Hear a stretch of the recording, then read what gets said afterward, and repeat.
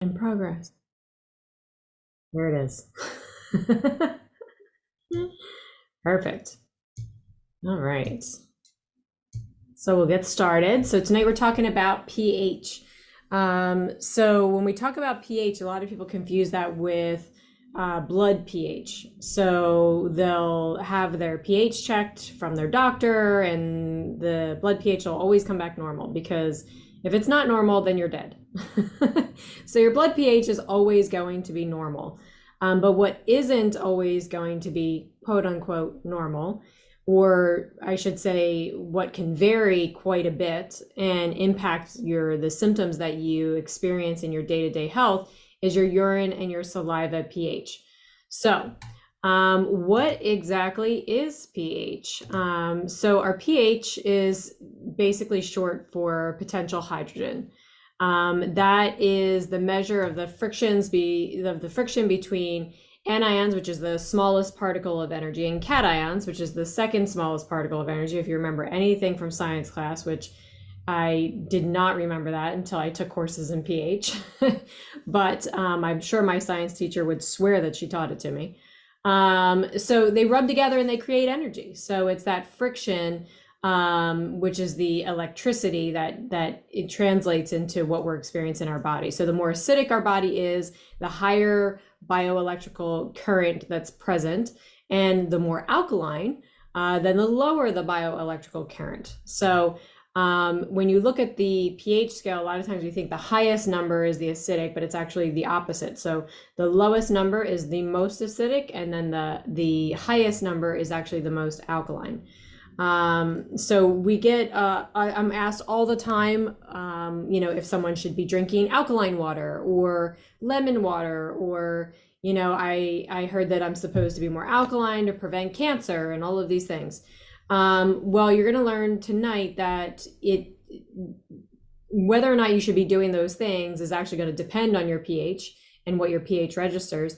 And it's the more alkaline you are, it is not the better. So when we do things like breath work and we push that out, that oxygen out to our tissues, that's alkalizing in that sense, but it's not alkalizing our systems. So there's a big difference there.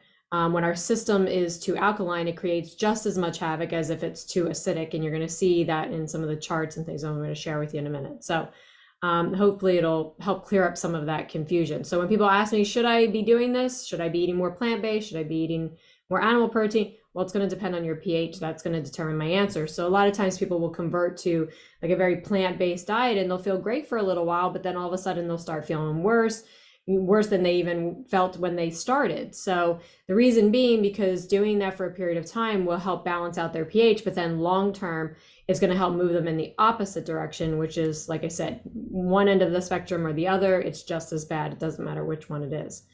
So that's a very simple overview of what pH stands for and what it means. So why your urine, why your saliva? So your saliva is giving us a really good picture of your digestion, and your urine is giving us a really good picture of your elimination.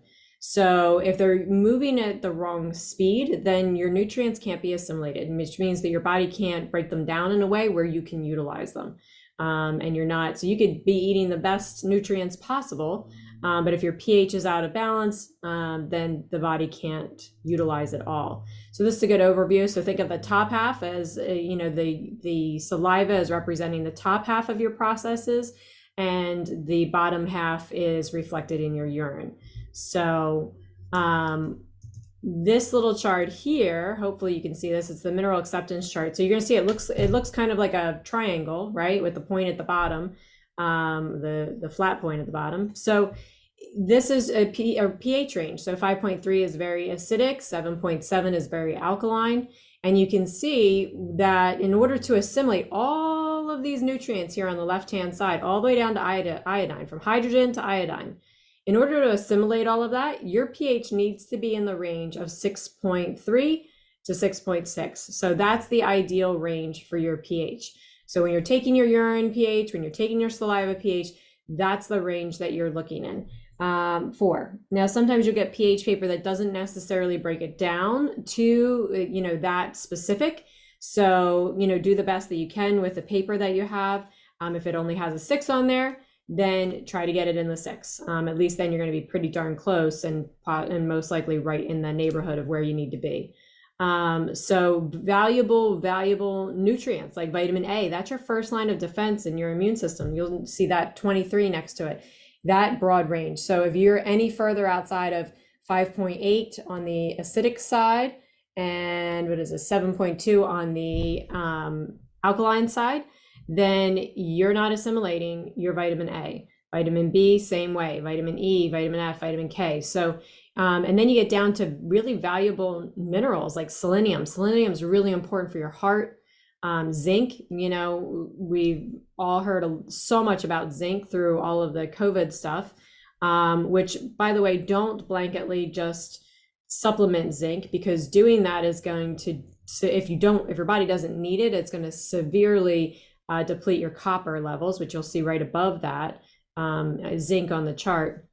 There has to be a proper balance. So there's something called a zinc test that you can do that will help you to determine, do I actually need zinc and how long should I supplement? And it'll answer all those questions. A really easy at-home test that you can do too. If you want to know more about that, definitely let me know. You know, zinc is obviously very important, we know, but iodine, every cell in your body uses iodine. Your thyroid uses iodine. It's a huge mineral when it comes to detoxification. We know that Chernobyl, if you think back to Chernobyl, and they were giving iodine tablets to try to detoxify from that havoc that was happened there. So, and you know, speaking of Chernobyl, you know, when you're microwaving your food, you know, you're radiating it, right? So some of this we're doing to ourselves every day, just not realizing what we're doing.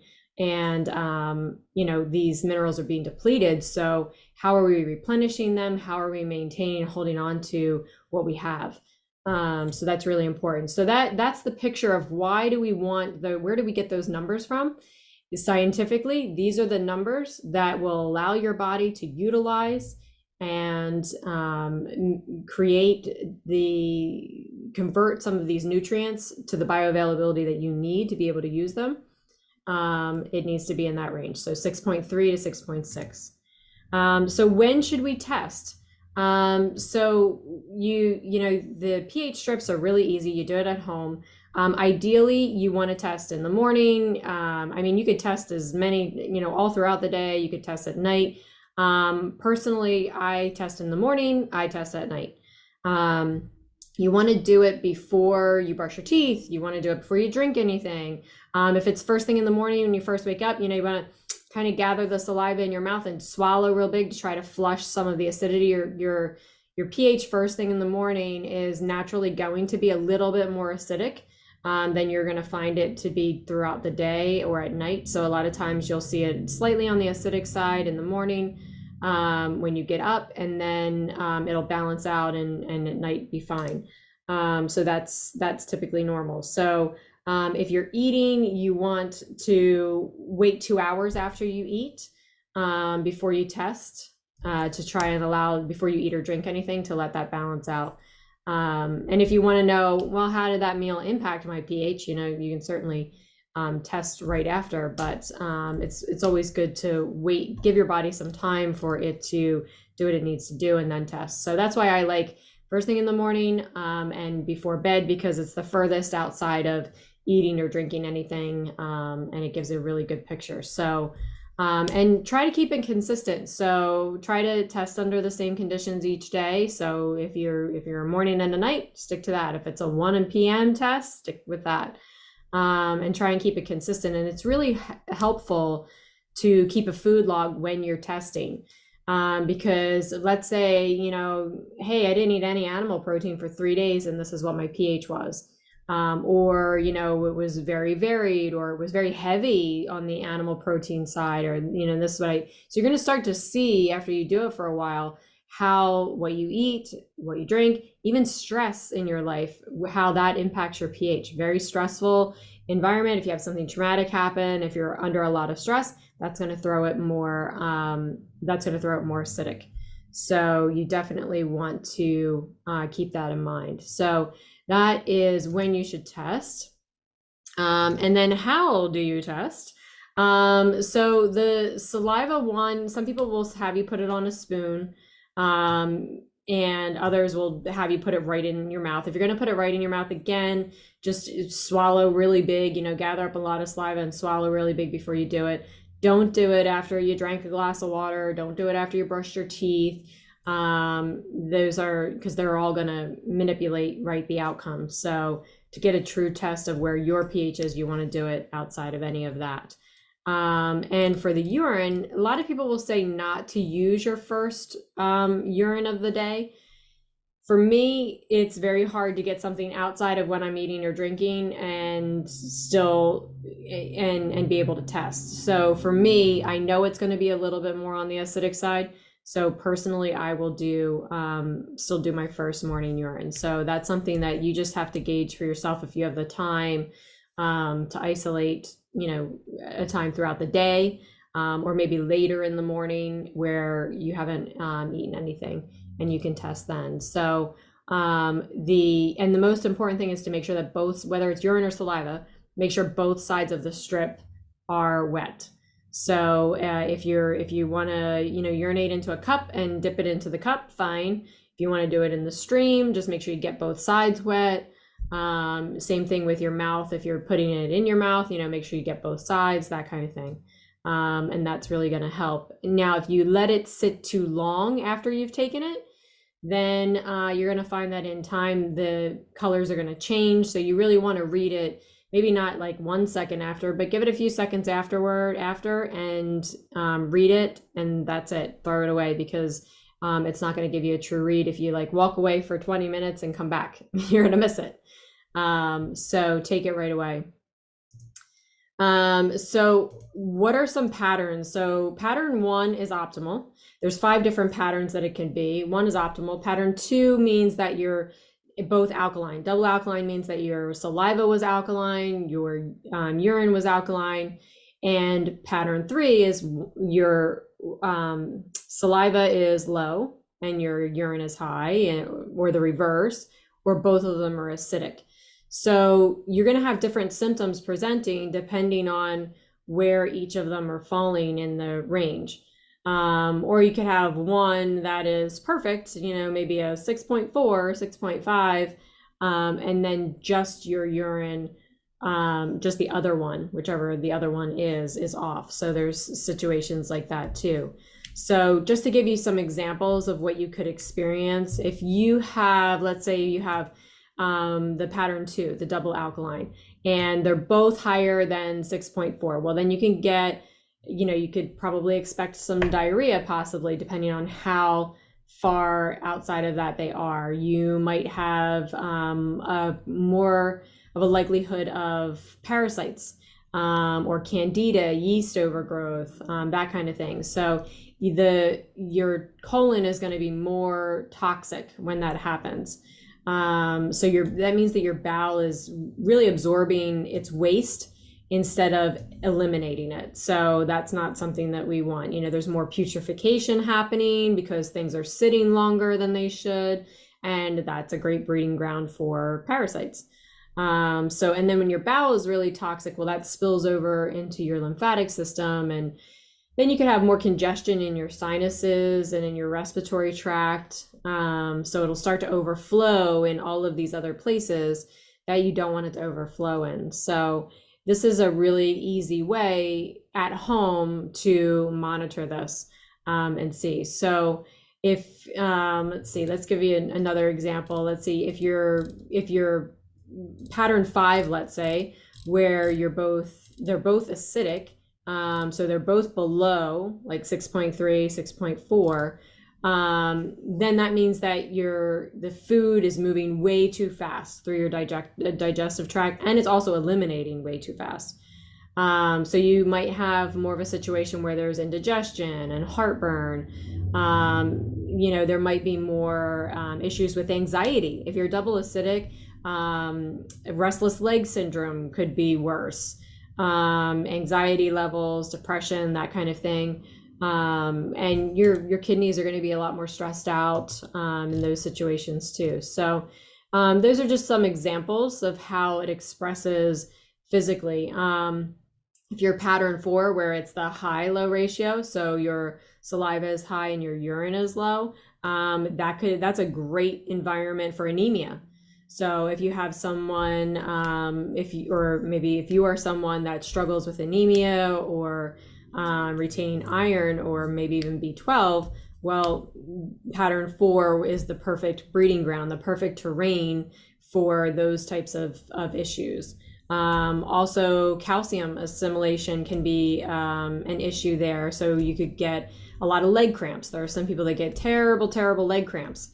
So pattern 4 is definitely an example of an environment that'll give you lots of leg cramps. So if you, especially for women that are concerned with things like osteoporosis, osteopenia, you know, we're always talking about bone health as we age and hormones, but nobody ever thinks about the pH, because you know, if you're in a very acidic environment, if either one of these is either end is high, or I should say low, meaning acidic, or even if you're double acidic, well, guess what? Your body's going to be breaking down that bone to release calcium into the system to try to balance this pH.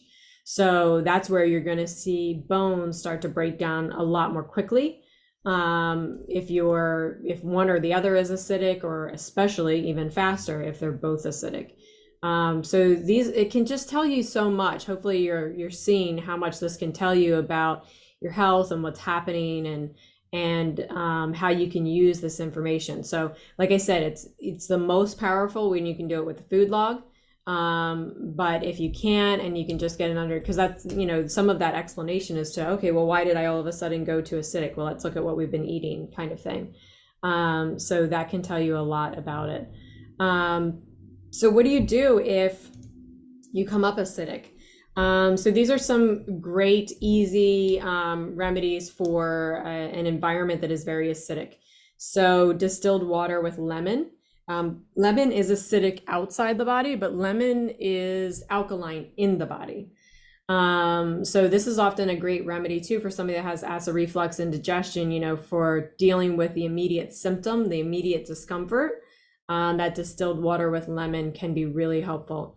Onion soup is actually very high in vitamin C. Notice I said not ascorbic acid. So natural vitamin C that we get in our food is alkalizing. When we take a vitamin C supplement, which is typically ascorbic acid, that's acidifying, okay, because it's a chemical version of vitamin C. So they're very different things.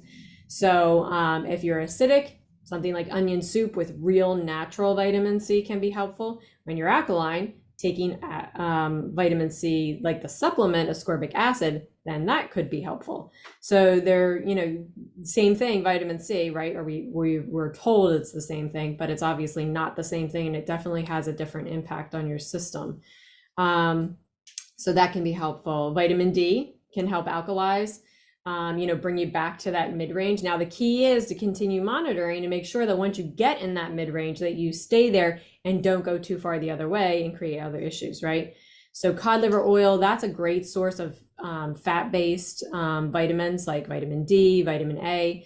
So cod liver oil can be helpful. More of a plant-based diet, that's where you're going to want to, depending on how far acidic you are, you know, maybe scale back on the animal protein or eliminate the animal protein for a couple of days until you can balance out. That's going to be helpful. You can add manganese-rich foods like red raspberry leaf tea. I love red raspberry leaf tea. I made this one time as a pregnancy tea for my daughter-in-law when she was pregnant, and I started drinking it. I'm like, ooh, this is really good. And I put it in the fridge, and it was a whole blend. I'm going to start one of these days, I'm going to make it so I can have it here in the office for people. But it's a really good cold tea. So I would brew a gallon of it and put it in a glass gallon jar and put it in the fridge for in the summer. It was great. Add digestive enzymes with each meal. So that's going to help in the meantime because you might find that your digestion is off. So, you will find your digestion is off. So sometimes taking a digestive enzyme with your meals just during that period while you're off. You don't have to take them long term, but that's a good time to take them. And baking soda baths. So baking soda baths will help draw out that acid to get rid of it really fast. If you're extremely acidic, or you just want to try to solve the problem a little bit more quickly and you like baths. I'm not a bath person, so it's not, well, I should say that sometimes, but not typically. So this is an example. This is a picture of a water distiller, because people say, you know, they typically will go to like Walmart, right, and get a jug of distilled water that's in plastic. Well, that's really bad distilled water. So if you are interested in drinking distilled, why do I say distilled water? Distilled water is a very high energy neutral base. So as much as possible, if you can get this is just a really inexpensive over the counter water distiller. You can see it's on Amazon. It's $111. So it's not bad at all. And it'll distill, you know, hopefully we're filtering it out some way, right? And then run it through the distiller. And then you can add lemons to it, or you can just drink it by itself, depending on, you know, if you need the lemons or not, right? Some people, you know, I watched a video online or YouTube or TikTok, and it was to drink lemon water every morning. Great. Well, you know, what's your pH? Because drinking lemon water every morning could be really harmful. Drinking lemon water every morning could be really helpful. So it just depends on which end of the spectrum that you're on. So if you're alkaline, then distilled water without the lemon is going to be helpful. Another remedy that's good food-wise are things like raw buttermilk, raw cottage cheese. Make sure that if you're eating raw dairy, it is from a grass-fed, 100% grass-fed, grass-finished source. And the reason being is that these are both really good forms of calcium lactate. Now they do make calcium lactate supplements. I have them here. And there are times when that can be easiest too, because I don't have a good raw source for these things around me right now, that I'm aware of anyway. So if I were to need this right now, I would probably lean more toward the supplement, the calcium lactate. Doing a colon cleanse, that's going to help. It's just going to, because again, if you're alkaline, then things have been sitting in there and putrefying, right? So you want to flush all that out. So doing a colon cleanse around that time is helpful. It can be helpful. Vitamin C, the supplement form, the ascorbic acid form can be helpful here. Exercise acidifies your body. So it releases lactic acid into the system, right? So that is acidifying. So that can be really helpful if you're alkaline. If you are very acidic and you exercise, now you release lactic acid into the system. Well, now you need something like a sauna, or do something like the baking soda soak afterward to help flush that acid from the system. So this can even answer exercise questions for people a lot of times. Again, cod liver oil. Cod liver oil can be used in either situation. No nuts, no cheese, no butter. None of these things would be helpful in an alkaline scenario. So that's something that these are things that you'd want to consider. And if you are alkaline, I didn't list it on here, but another really good one is incorporating more animal protein into your diet. So because that will help acidify. So you always want to be balancing your meal, you know, with the protein and the vegetables. So let's say, you know, you're doing your portion of protein and you want your vegetables to match. You know, in this case, if you're alkaline, you're going to want more animal protein than you're going to want vegetables. So you're going to want your animal protein to be the majority of the meal, and the vegetables to be a much smaller amount of the meal, to balance that out with your food. So here are there's a handy little food chart that, you know, if you wanted to keep it on hand, but to give you an idea, your strong alkaline, your lemons, your limes, grapefruit, pineapple, papayas, you know, this whole column over here on the right, olive oil is alkaline, sodium, potassium, apple cider vinegar. So like if you're doing, when it comes to sodium, potassium, electrolytes. So electrolytes are very alkalizing. So if you're very acidic, then supplementing electrolytes can be helpful, and I can help steer you toward a good one if you need to. However, if you're very alkaline, then electrolytes are not going to be very helpful for you. So this is going to be, you know, this is a really good example. Maple syrup is medium alkaline, green tea is weak alkaline. So you can see here, you know, blueberries are very acidic. Let's see what else. Ice cream, I'm not going to recommend you eat ice cream. That's not going to be one of them. Chocolate, walnuts, liquor is very acidic. So that's a good, people will ask me, well, I want a glass of wine, or I want, my after dinner drink, or I want beer.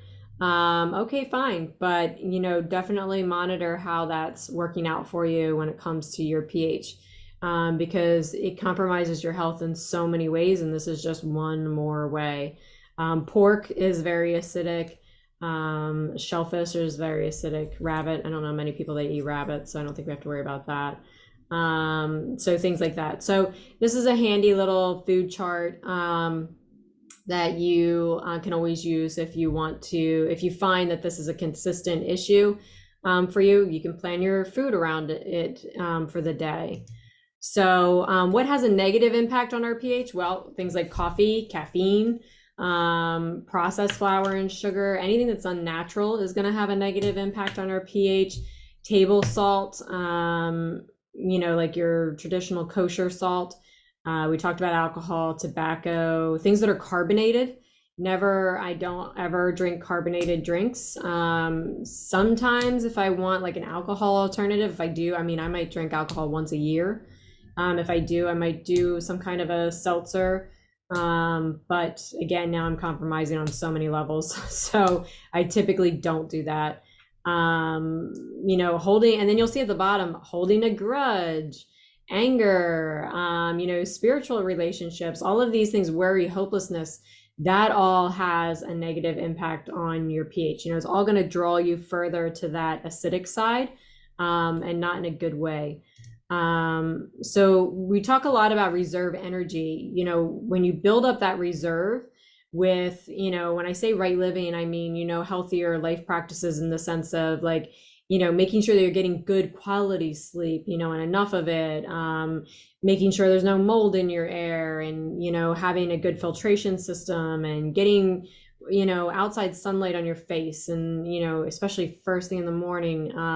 Even when it's cloudy outside, it's still best to get that, because you're still getting more than what you would if you were inside in that situation. So, your diet, your emotions, your faith, all of this stuff pulls into, that reserve energy. And the more of a reserve energy that you have, the healthier you're going to be. So things that create you to lose that reserve, like what sucks that reserve, is if you don't drink enough water, or sometimes you're drinking too much water. I don't come across that a whole lot, but every once in a while you find someone that's drinking too much water, and they don't have any minerals in it, and they might be doing more of a vegan vegetarian diet. So that's a really bad recipe, or they might be going the other way where it's a carnivore diet. So they're very acidic sometimes. And then they're drinking a ton of water, and they're not being able to utilize the minerals. So that will suck your minerals.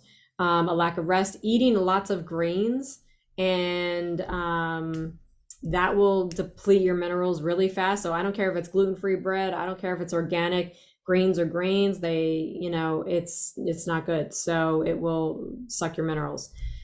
Too much exercise will deplete that. So these are all examples of things that will deplete that reserve energy. Oh, there we go. I put it in the sheet. Lack of rest, all that good stuff.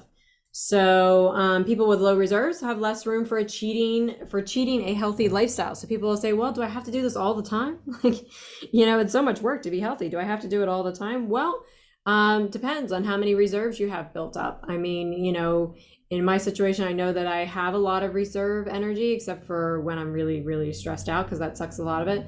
But most of the time I have a little bit of a reserve. So if I want, that one drink a year on New Year's Eve or whatever it is, it's not the end of the world.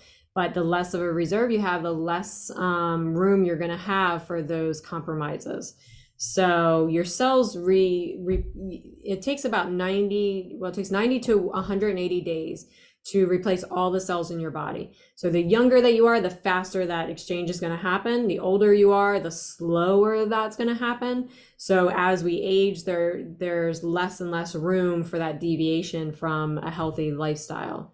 So that is all about your pH. So hopefully you found it helpful. And